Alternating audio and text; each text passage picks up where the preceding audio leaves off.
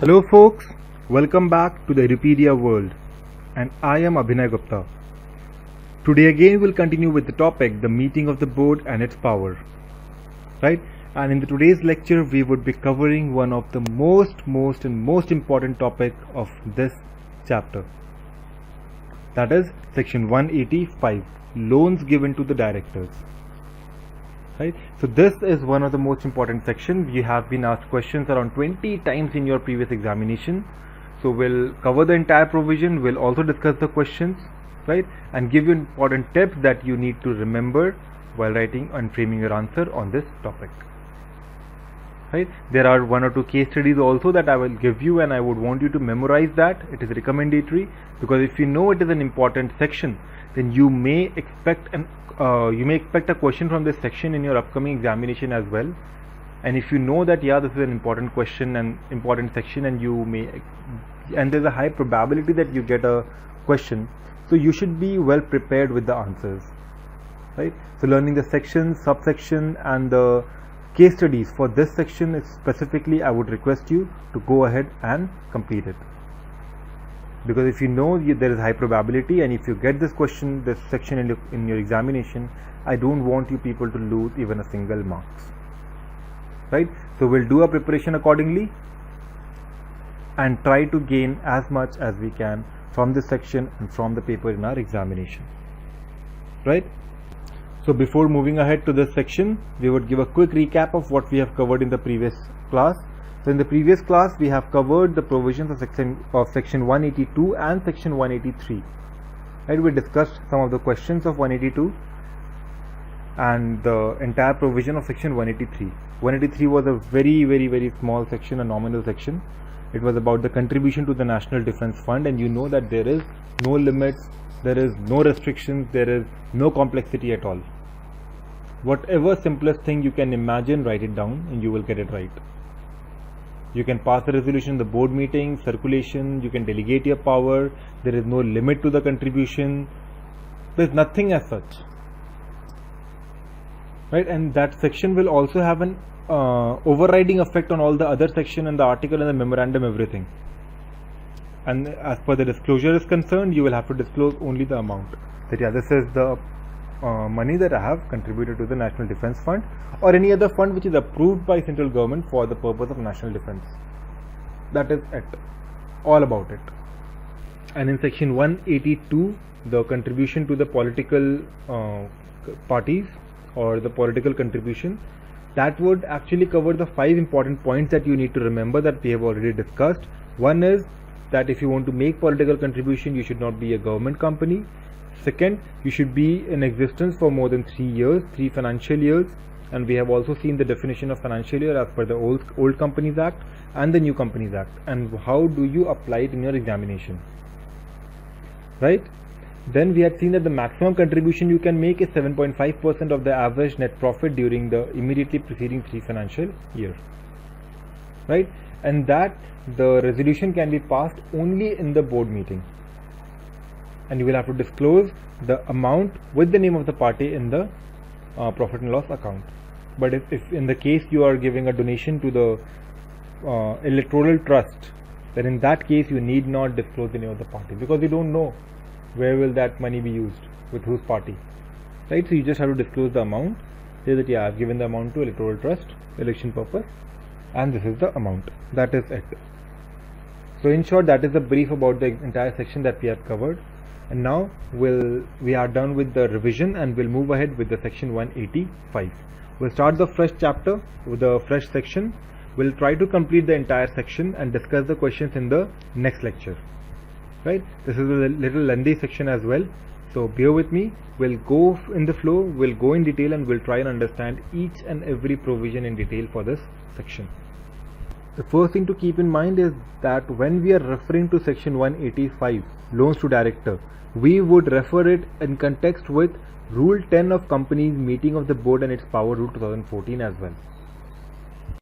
So when we talk about loans to directors, we have certain restrictions, and that is actually very important. There are prohibitions from making loans to directors. Now why do you think is it so? Because basically the operation of the company right? The decision for making loan, giving advances, borrowing money, investing money, all these kinds of decisions, they vest with the power, within the power of the board, right? We have seen it already in our previous sections like 179, 180. We have discussed the power of the board. So don't you think giving out loan to a director himself would be a little biased kind of a situation? If a director wants a loan from a company and we allow the company to give out loan to director, then whenever the director wants loan, he could just manipulate the other directors and get the loan from the company, right? Now that may and may not be in the interest of the company, right? Giving out loan unnecessarily to the directors would be beyond the interest of the company. That would hamper the interest of the company actually, right? So that is why, to bring out a true and fair consideration of the entire business, right, the Companies Act 2013 section 185 is specifically framed to prohibit these kind of transactions in a business, right? They want the business to be fair. So there are certain prohibitions that have been included as per section 185. That is, that the company should not, whether directly or indirectly, advance any loan to the specified person. The section talks about specified person. We'll study about the specified person. So over here, we have an entire definition of specified person, because giving out loan to a director specifically is not the only situation where the biasness of the company could be seen, right? The director, maybe he will not take loan by himself, but he wants a partner in some other firm to take the loan. That can be a loophole, right?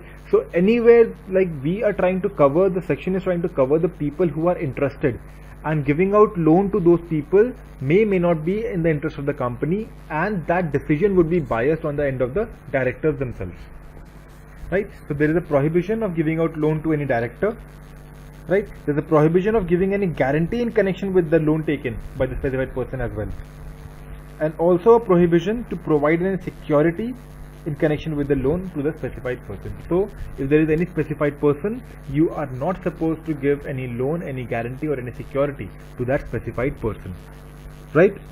So now we have seen, yes, there is a prohibition of giving out loan, guarantee or security to specified person. Now who are these specified people? The persons who have been specified under section 185. So basically the specified persons would include, first of all, the director of the company, and also the director of the holding company, right? Because the director of the holding company, because if it's a holding, that means they hold more than 50% of your voting power, of your shares. So even they have a basic influence on your company. So even the director of holding company is considered to be a specified person. That means there is a prohibition on giving loan to a director of your holding company as well, right? Now if there is any relative of the director, if there is any partner of such director, right? When we are talking about such director, we are talking about both the directors. So when we talk about the partner, we are actually referring to the partner in the firm in which the director is also a partner, right? So that is the meaning of the partner. And then we are also concerned with the firm in which the director or his relative is a partner, right? So first of all, we have seen the people who are directly related to the director. The director of your company, the director of your holding company, then the director's relative and the director's partner first, right? So these are covered. Now you will also consider the firm in which either you or your relative is a partner, right? And then also a private company of which any such director is a director or member, which means if you are a director of X Limited and X Limited wants to give out loan, then X Limited cannot give out loan to a private company in which you are also a director. Because if you're a director in a private company, you know, private companies are basically closely held companies, right? So directors, owners, they are very closely related people, right? So if there is a person who is a director in a private company and also a director in X Limited, right, and then they want loan, then this director can easily influence X Limited to give out loan to that company, and that company will survive. But that would not be a genuine loan. That means that loan would be biased. That may not be in the interest of the company. So the Act specifically prohibits these kind of loan. right? So we have covered director, the relative partner, and the firm and the private company, right? Remember, in case of firm, we are talking about the director and the relative being a partner, but in a private company, we are only talking about the director being a director. We are not concerned with the private company in which the relatives are directors, right? We are not going that far, right?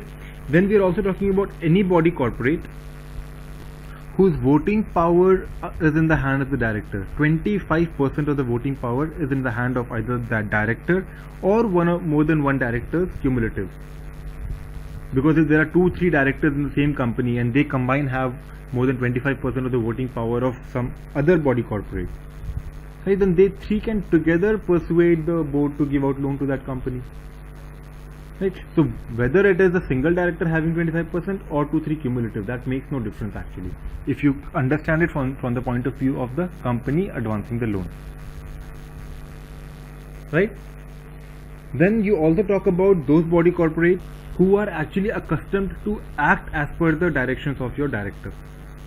The director of that company, the board, the managing director, the manager, they are accustomed to act as per the directions given by the director of your company. So even that company is under the control of your director. Right? So hence you are not allowed to advance any loan, any guarantee or security to that particular body corporate as well. So is the definition of, or is the content of specified person clear with you? I hope it is. Right? We would just give a short review to that. So we have the directors of your company director and the director of the holding company, the director's partner and relative, right? And where the director and the partner and the relative, both of them, any one of them are a partner in any other firm, we'll include that firm also, right? And now we don't have anything to do with the partner and the relative. Moving ahead, if the director is the director in a private company, if there is any body corporate who is accustomed to act as per this director, or this director holds more than 25% of the voting power in any body corporate, either alone or along with some other directors of the same company, right? But do you think that these prohibitions are absolute prohibitions? Should it be an absolute prohibition? The answer is no. Because understand, why do you actually have to prohibit these transactions is to avoid any manipulation, to avoid any unbiased giving out of loan, to avoid any unlawful transaction, to avoid a transaction which may not be in the interest of the company, right? So that is your intention behind, right? Now if consider a situation where you generally give out loan to any employee. The company has a policy that there's a fixed percentage of the salary, for example 50% of salary, that can be given as loan, or 6 months salary can be given as loan to any employee. So that should be a fair policy for the entire company throughout the hierarchy. So even the directors are the employees of the company, even they are a part of that hierarchy. So if there is a policy for all the employees, that policy should be common for the director as well, because over there you won't say it is biased, because that is the policy of the company and that is normal and that is omnipresent throughout the company, right? So let us see the situations where you have the exception to these cases. That means the situations where you can advance loan or give guarantee or security to the specified persons as well. So the first is, as we have already discussed, that where the loan is extended to all the employees, and hence as per the terms of contract, it is also, or the term of employment, it is also given to the managing director, whole-time director, manager, or anybody. That would not be a contravention of section 185, right? Now for example, the members in the general meeting have come up with a scheme, right? They have come up with a scheme of giving out loans. So if the members have come out with a scheme, then we cannot say that the directors are manipulating the loan, or they are manipulating the decisions, because it is the shareholders are the owners of the company, right? If the company performs well, they are benefiting. If the company doesn't perform well, they are losing. So they will always have an intention to they will always have an intention to support the company to perform well. Right? That is why over here we require a special resolution. So if a special majority agrees to a scheme whereby the directors could be given loan as per the scheme, then as per that scheme you can give loan to the director. Right? That would not be a contravention of this section, because over there the biasness and the reason why you were not actually giving the loan are overruled. Now the shareholders themselves, they want to give out the loan, but remember, it is not an ordinary resolution, it is a special resolution. Right? Then the last portion. Now example, there is a company which is into the business of giving out loans. So that is the business of the company in the ordinary course. So if it can give out loan to the entire world, then why not the directors and their relatives? Right? The major concern that you can have over there is with the terms of the loan, the rate of interest, the term of repayment, the duration. That can be one issue. Then over here they say that if you are giving out loan in the ordinary course of business, then only thing you will have to check is the rate of interest. You will also, the due date and the repayment schedule is also important, but you will have to check, you will have to compare the rate of interest with the rate of interest prevailing in the bank as declared by the RBI. That is what you check with the standard. And the other things, the repayment schedule and all, that should be in line with the repayment schedule that they generally follow. That is their internal matter. Whatever policy you have framed, you will go accordingly, but for the rate of interest, you will refer to the external body, that is the rate prevailing in the bank as declared by the Reserve Bank of India. Right? So these are basically the situations where even the specified person can be given loan, guarantee or security by the company. Is that clear with you? Now you know the prohibitions, now you know the exceptions also. Then even after knowing the exceptions and after knowing the prohibition, if the company attempts to violate section 185, if they make a contravention to section 185, then they are liable to penalty. Right? And since this is not a very nominal topic, it is not a very nominal situation, okay, you have given loan, take it back. No, that can be crucial for the company at times.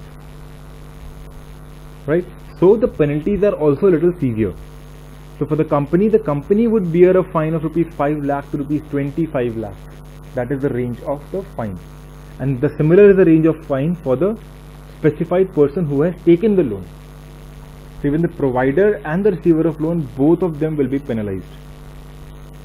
Right? And that person will also be succumbed to an imprisonment of 6 months. That is the maximum. If you act in contravention of section 185, you may be under an imprisonment of 6 months. And the fine remains the same. That may range from 5 lakh to 25 lakhs. Now these were basically the provisions of the act. This is what the section intended to say. Right? But with the start of this section, we talked about that we would refer to this section along with the rule 10. Right? So we'll also see that there are certain other restrictions, or there are certain other exceptions actually that is given, that is laid down by rule 10 for the specific section. Right? So we'll go through that exception, and then there are specific terms and specific topics that needs to be discussed, that will help you while you're solving your answers, while you're solving the questions coming along. As I've already discussed, you have had hell lot of questions in your past examinations. Right? So we'll discuss the topics that could be asked in the form of a question from you, right? And that has already been asked in the previous examination. So first let us see the exemptions. So we'll see the non-applicability as per rule 10. Right? So this is basically the entire sum in the form of a chart. Right? So basically, if you give out any loan, you over here are the holding company. Now this rule actually brings out, we talked about the normal company, and the director of its holding company is also specified person. That is the only place where we have covered the concept of holding company. But now suppose that the holding company wants to give out loan to its subsidiary for better performance. Right? So now will we consider that also to be into the purview of specified person, because the director of the holding company is holding more than 50% voting power. Right? So although the director is not holding it, the members are holding it. So over there also it is somehow related. We would apply the concept of specified person, that actually the background behind the specified person is a similar background behind the relative and the subsidiary nature as well. Right? So rule 10 came forward to specifically exempt these transactions. So if there is any loan, any guarantee, any security that is given by a holding company to its wholly owned subsidiary, that is 100% subsidiary, then they are allowed to do so. Right? They can easily give out the loan, but there is one more thing that they will check, is that the utility of that loan by the subsidiary company. So they want that the subsidiary company should utilize that loan for the principal business activities only. Right? Now that is when we are talking about the wholly owned subsidiary. But does that mean that section 185 would be applicable for the subsidiary companies? Yes, it would be. Right? But still there is also a little exemption with regards to the other subsidiary companies. Right? So what is it? So basically, if a holding company is giving out guarantee or security against a loan that is taken from a bank, right? So if they are giving a guarantee or security to a bank that has given a loan to their subsidiary, that means indirectly they are giving loan to the subsidiary, right? Then that is allowed. But over here again, that subsidiary should use that money for their business activity, right? So that is basically all about the provisions given in this section. Now we'll move ahead and we will discuss some special cases. First thing is a flat to director. Flat to director means that the company is selling out any flat to its director, right? And as a consideration, the director will make the entire payment, no doubt. But suppose the flat is worth rupees 2 crore and the director says, I don't have rupees 2 crore, so please keep rupees 1 crore now and I'll give you the rest 1 crore in 10 equal installments over the period. Right? Now the contention is that, will this be considered to be a loan to director? See, now first for this we need to understand the nature of loan. What is loan actually? Right? So loan is basically an advance of money, right, or a financial assistance. So where this money is advanced or this financial assistance is given with an understanding that yes, at some point of time or with the decide period of time, this will be given back, this will be taken back, there would be repayment as per the schedule, right? But interest component is not a deciding criteria to decide, to judge whether or not that amount, that advancing of that amount would result into loan. You may be giving interest-free loan. Haven't you heard of the concept of interest-free loan? Yes, there is a concept such that exists.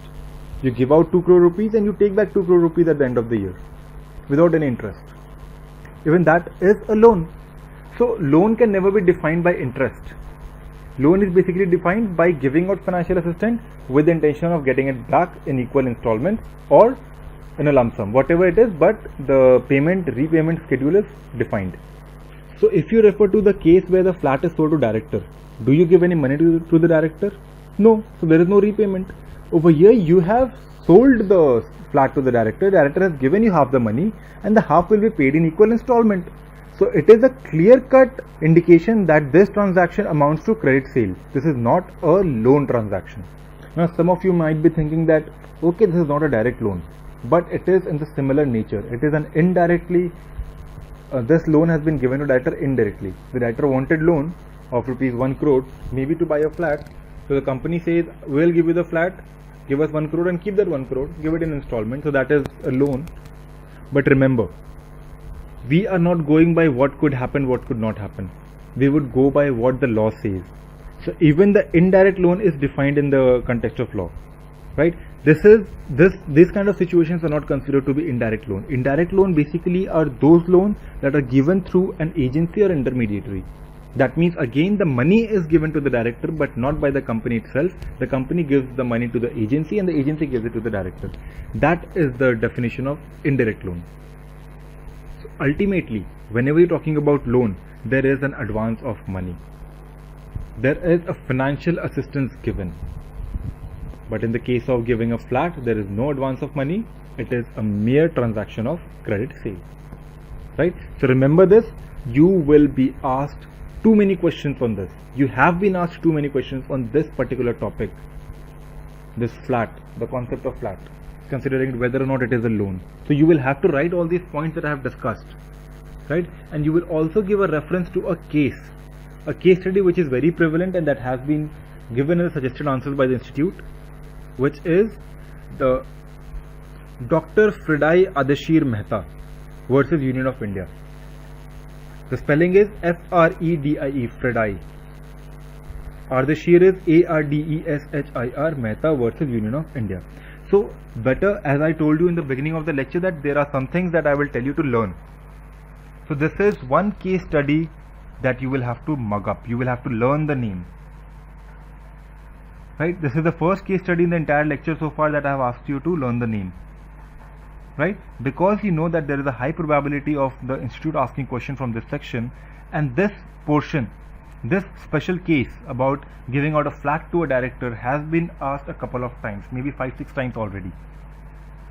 Right? So if you get it again, remember to quote the case study as well.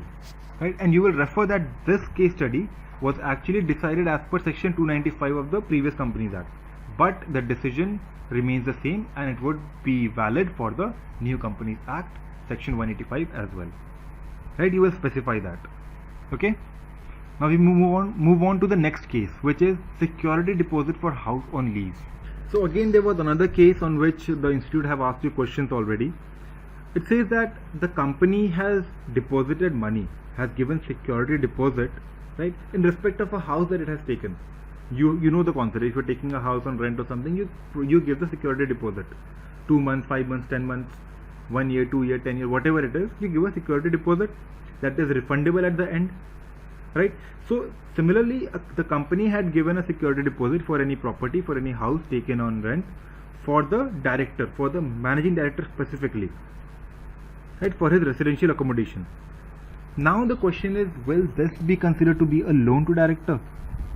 Then otherwise, yeah, you would have given loan to him and then he would have taken a house and stuff. So instead of giving him the loan, you have given security deposit on his behalf.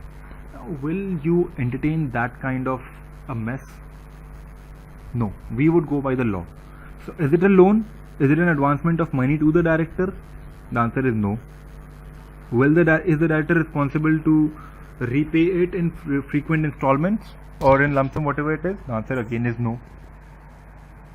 Right? You understanding? Is it an indirect loan? Answer again is no.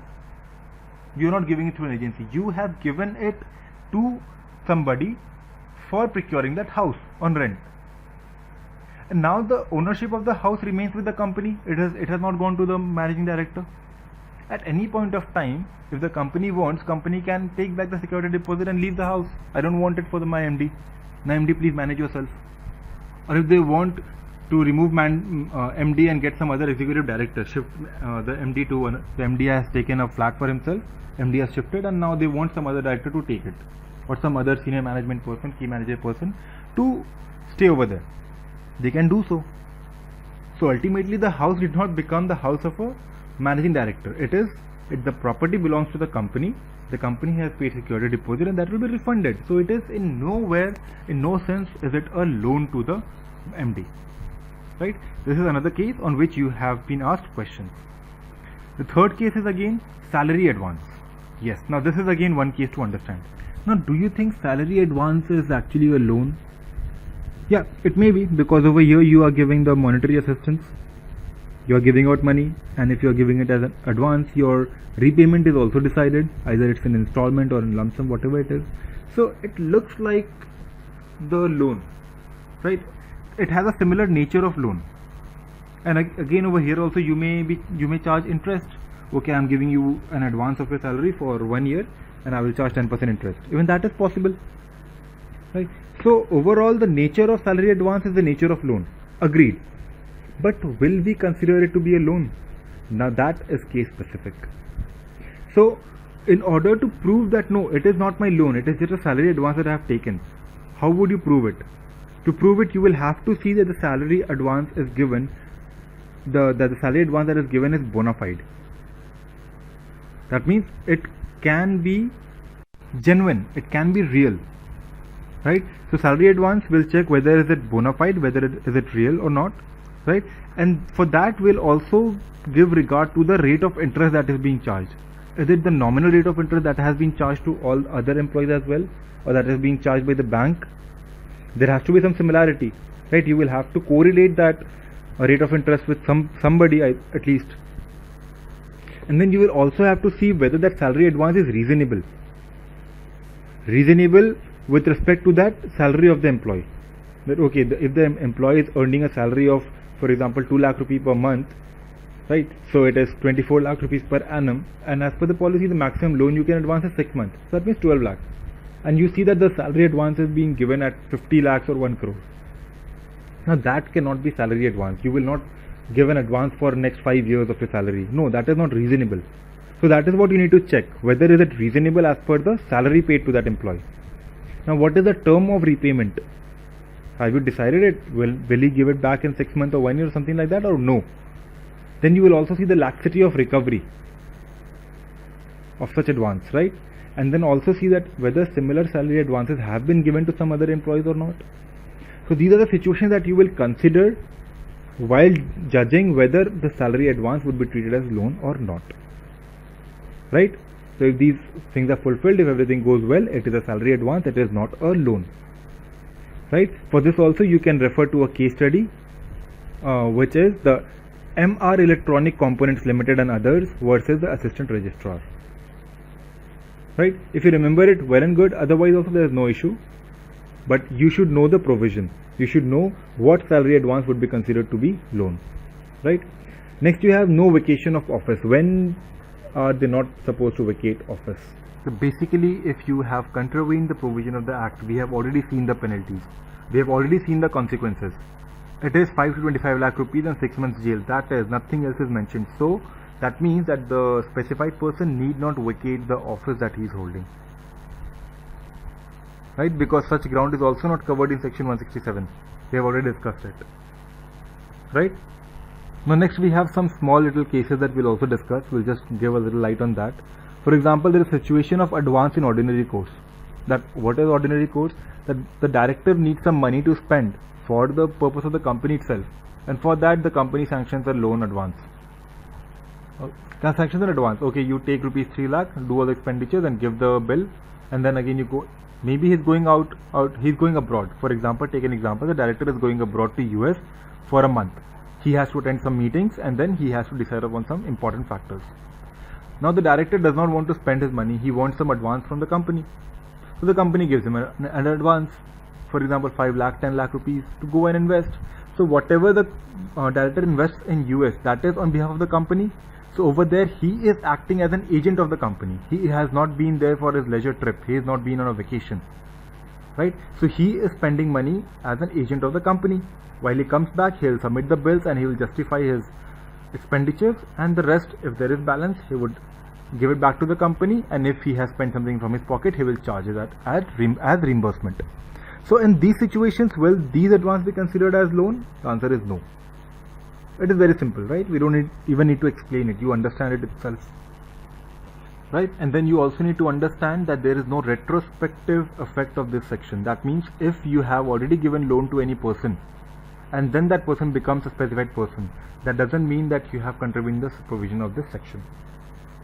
You are not supposed to give out loan guarantee or security to a specified person. So when you gave it to him, he was not a specified person, so you were not in contravention of section 185, right? And this is applicable on all companies, private company and public company, all of them, right? So that was all about the provision of this section. I hope it was useful for you, and we have also discussed the special cases that would be asked from you, that would be a part of the major questions that has been asked in the previous examinations as well, right? So we'll look at the questions that have been asked in the previous examinations. So if you look at the list, it is going long and long. So it is a long lengthy list. So these many questions have already been asked, so you understand how important this section is, right? So since we don't have a lot of time to discuss the questions, we'll pick up the questions in the next lecture. So until then, this is Abhinay Gupta signing off. Thank you. Bye bye.